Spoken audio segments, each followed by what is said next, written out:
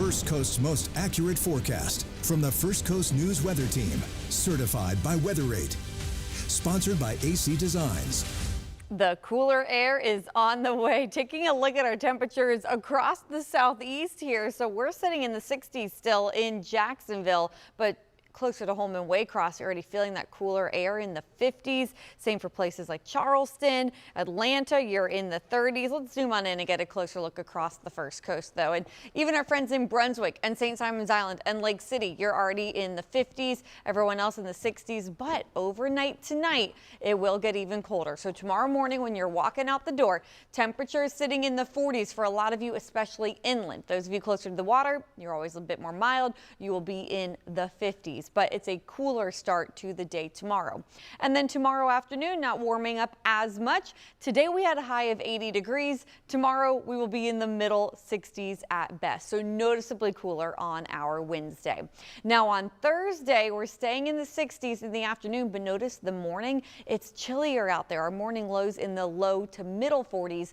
And for those of you far inland in southeast Georgia, so closer to Waycross, Pierce County, places like that, we're going to watch closely for the possibility of some patchy frost. Some of you could temporarily drop down into the 30s to start your Thursday morning. So again, just keep in mind maybe a little bit of patchy frost for your Thursday morning. And then in the afternoon, we're getting back up into the middle 60s. Now, as we head into our Thursday, we can't rule out the chance for just a few showers out there. So this is going to be across southeast Georgia, northeast Florida. I think you're staying dry on Thursday, but notice some light shower activity possible on our Thursday. Bigger system arrives in time for the weekend. Friday, more rain coverage, not a washout. We're going with about a 30% chance of rain on our Friday. So a few scattered showers out there. Warmer on Friday as well. Temperatures climbing into the 70s, the middle 70s. And then our next rainmaker really arrives over the weekend. So that's our next weather impact alert. This is going to be all day on Saturday, and then we continue it into Sunday. Right now, we're stopping it at 1 p.m. on Sunday. That's a big important time. That's kickoff for the Jags home game. Big game against the Colts. But some models hint at rain extending into Sunday a bit longer.